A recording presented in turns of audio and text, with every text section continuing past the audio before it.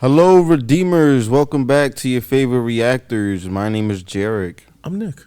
Keith. And I'm Curtis. Woo! Yeah. Y'all seen the thumbnail. Y'all know what y'all doing here. But first, hit that subscribe button. If this is on the Patreon and you're watching this on the Patreon, we appreciate you. You a real Redeemer. Woo! Become a real Redeemer. Join the Patreon. We drop like 100 videos a month. I'm not even exaggerating. But no long talk. Let's get into this NCT 127 Limitless performance. Yeah.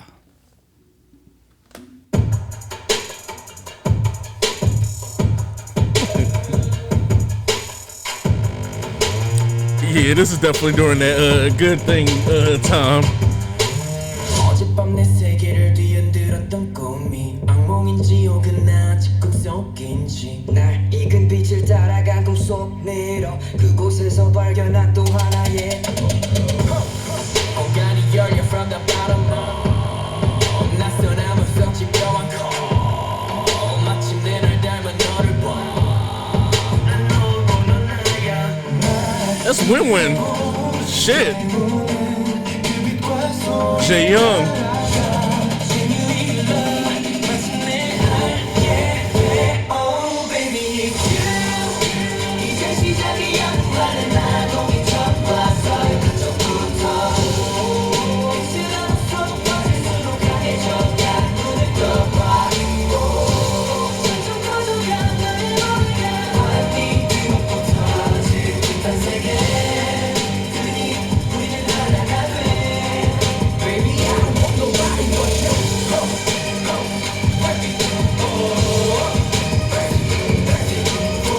Production crazy. And the hockey jerseys again. Like what? Like 90s love. Yep.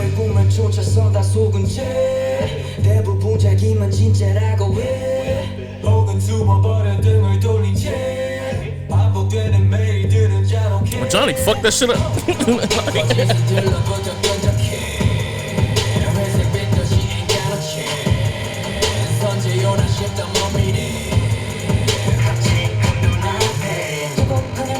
Hey.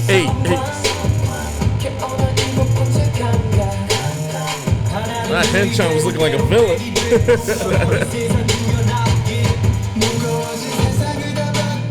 This match goes. This part you was talking about. Yeah. So smooth.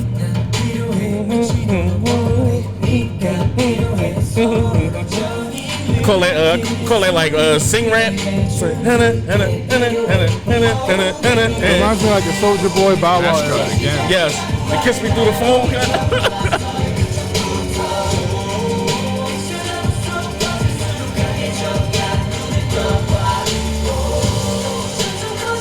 So when fucking me up with the like dreads? Oh, yo, literally. The same exact words. Maybe not the same meaning, but the same word.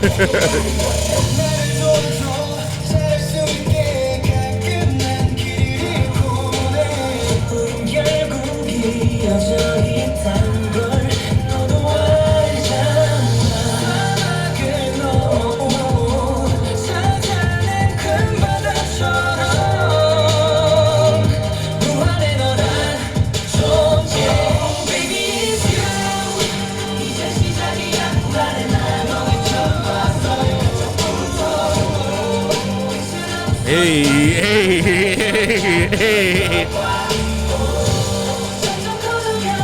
That's so catchy. Somebody in the background. Baby, I don't want nobody but you. You're talking to Redeemers.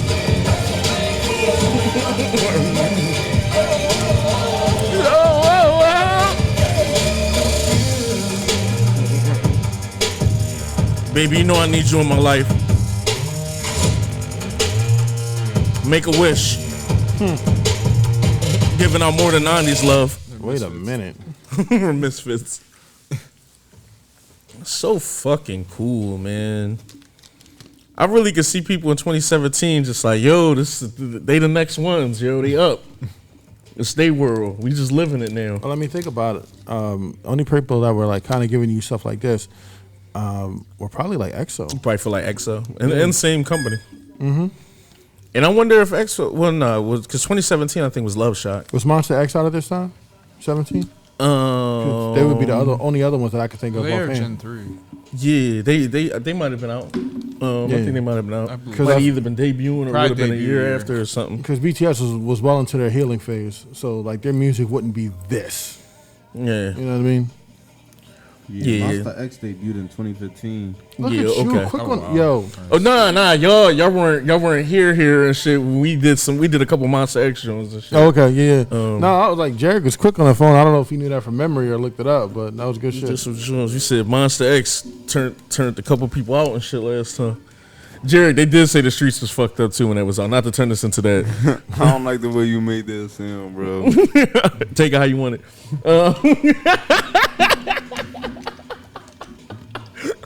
Back to NCT.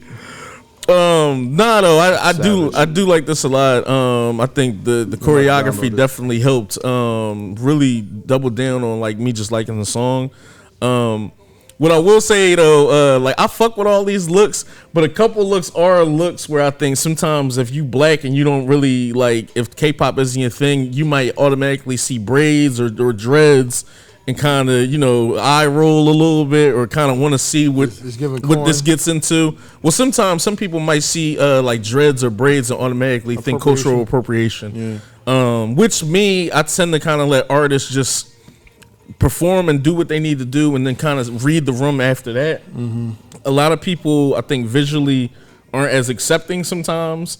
Like imagine just showing like some of your more hood friends, Jared, something, and they see like two Asian people with like dreads and stuff. They might, you know, some people might just not be, you know, Be dick eating. yeah. Essentially, it wouldn't even. It would turn into a bit. It wouldn't even no longer be music. Like, they wouldn't even hear anything that's being said. Yeah. Because then the whole thing would be like, you know, you don't even really like that stuff. You're just doing it. Someone's like, they don't like hip hop. Someone did their hair like that, and someone dressed them. This not even them. Like, you know, not even knowing that like the group is like that. Like, and the group likes this, and it's, you know, then none of this is forced. But yeah, that's why. I do have questions how, you know, his kind of hair became drugs, but. Oh, how someone hit with straight good hair and shit. What'd you do to?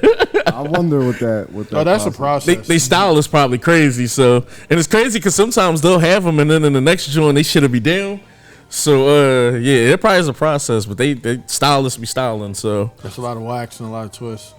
yeah, but it is crazy because I actually think like that's decent, and obviously as black men, sometimes it's but so much you can do with your hair if you don't have like long hair. Even Chris Brown, I'm not sure if it's a good time to mention his name. It seemed like it's never a good time to mention his name. Whatever. He'd be like the only dude that kind of like switches it up as far as like trying to have blonde, red, or like just trying to do things to kind of be a little bit more, change up your look, try to grow your hair, get a curly top, get like braids, then get a straight cut again and shit like that. So Kodak. yeah, Kodak could do that. Uzi too, in a sense, and shit like that, because he'll be walking around with like the Batman joints or something if he wants to. But even in the black community, sometimes people be making it seem like all the dudes we name, someone might say they all weirdos. I think we like consistency. Yeah, you talking about like if it's just you always kind of switch up your look? Like as a culture, like in some aspects, we just like consistency. Something that we know we can go back to. That's always going to be the same. My thing is just as long as the artist is authentic and is just true to themselves, then I honestly don't care about what's going on, and I'm probably not as quick to judge. I'd be wanting to hear music and everything, and then kind of go from there. But I get it though. You're the minority in the minority. Yeah, nah, for sure. And I get how sometimes people can be off put from something, and as soon as you off put, it's no longer about the music no more. Now it's just nitpicking and it's a bit. I mean, like you mentioned it, Chris Brown. Most of his music ain't about music. It's more like you listen to that woman beat it, like, all right, bro, I'm not here for that. Yeah. So it's just like I said, I take the music for the music, and then I'll kind of go from there and then do a deep dive. And most of the times, if something doesn't like feel authentic, and you do your deep dive or keep listening into their music, you'll find out when it's bullshit. You'll find out if someone's an industry plan or if it's just like, if it's given like someone like set your shit up for you. Funny enough, before we got into this, we were listening to like Marky Mark and talking about Vanilla Ice and all that shit, and it's a parallel conversation. It really is. Yeah, and a lot of like, I'm not gonna run on the same. I'm gonna let everybody jump in and shit, but a lot of early '90s rap really was that. It was about, are you a poser? Are you a bar biter? Are you a swagger jacker? And those are things in the hip hop community very early on that were like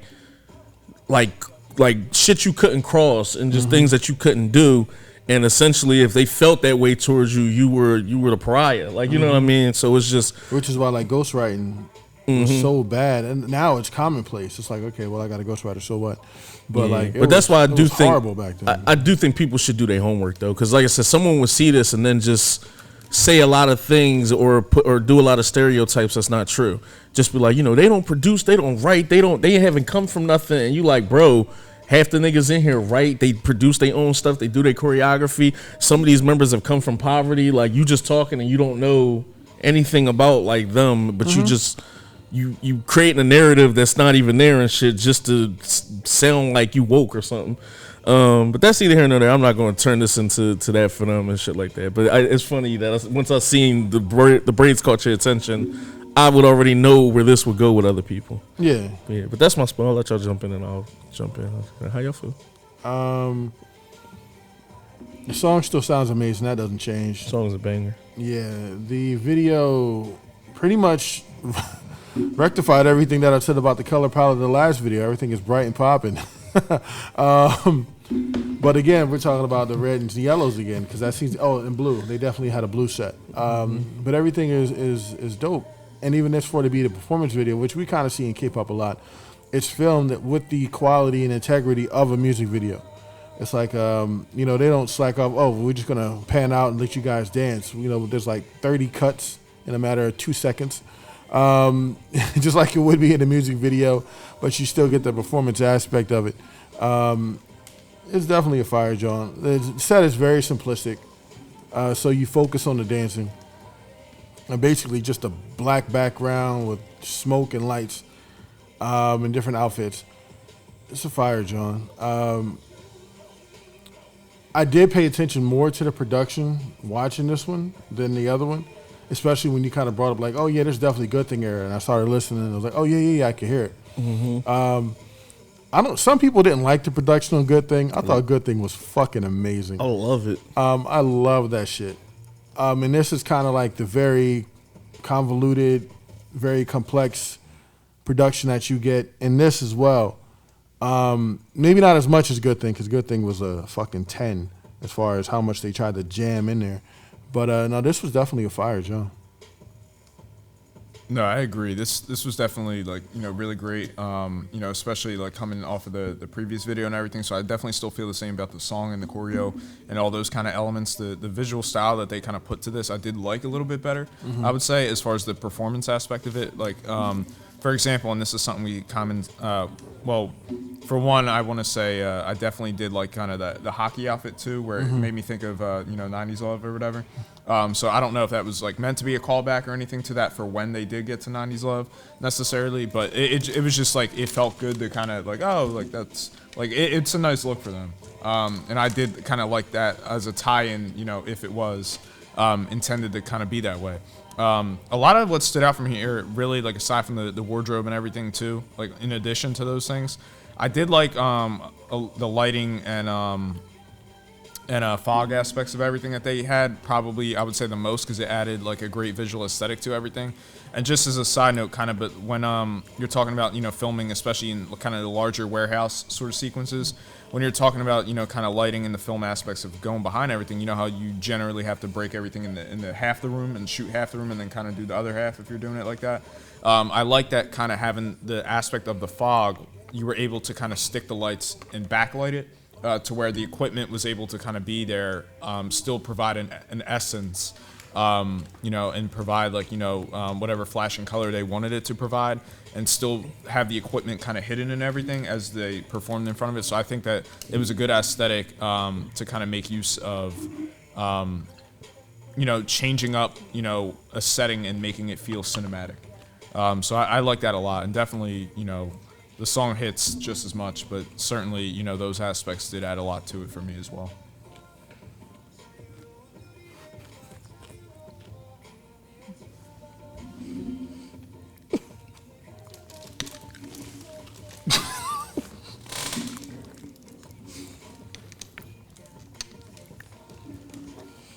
This song is definitely fire. The choreo was cool. It didn't really blow my mind. The fits were okay. It was okay. The song really impressed me, but as far as a performance, I've seen them do better. So it's not like amazing. It's not terrible, but it's nothing crazy. It was fun to watch though. This is year one for a lot of them. Yeah. All right, just put it up. Like, just so you know. I've seen better. It was like 5 years in. The ghost of NCT. Ironically. No. Ghost. Yeah. Kurt, Yeah. you're white, but you're a hip hop enthusiast. I'm Okay. getting somewhere. Yeah. So. Please. Do any red flags ever go off if you're watching something? Let's say it's somebody white or somebody who's like non-black, and you see like they got braids like cornrows or like dreads or something, and they start kind of rapping. Does any red flags go off for you or anything, or do you just kind of just be like? Well, generally, like I try to listen to the music as the music and kind of because I know I'm not going to know the full person, and study their life and everything kind of before that. So I do kind of try to appreciate the music first and foremost. But then aside from that, like, a lot of times I kind of separate it if I'm just being a casual listener versus like if I'm someone who's like trying to follow the group or follow the artist and kind of get invested in their journey and everything like that. So that's kind of more so where the separation is, at least for me. But I also kind of deviate where like I try not to tune into those things as much to where I kind of separate it.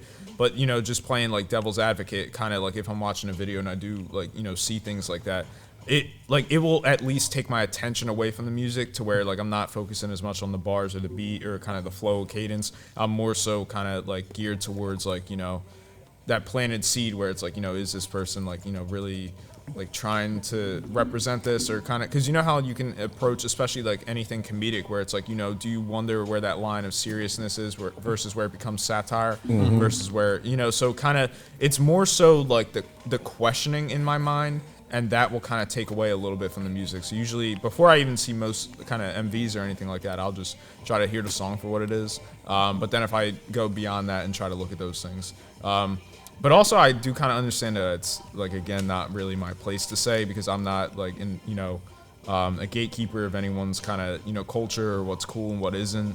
With respect to them or black culture, Asian culture, any kind of thing like that. So I really just kind of sit back and let like if it were to offend anyone, I'm not the person to be offended by it necessarily because it's targeted at a very particular group or anything.